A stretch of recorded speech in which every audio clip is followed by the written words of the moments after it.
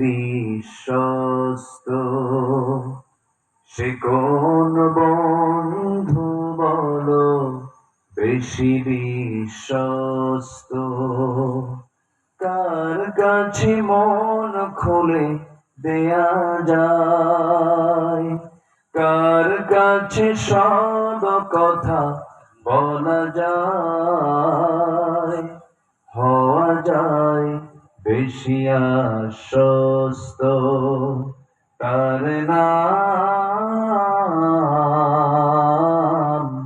আহমদ বড় বিশ্বস্ত, আহমদ বড় বিশ্বস্ত।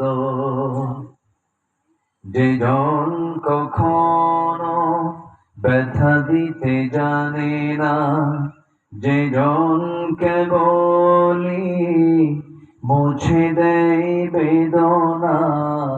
রাসূল কি কাউকে ব্যথা দিয়েছেন কখনো?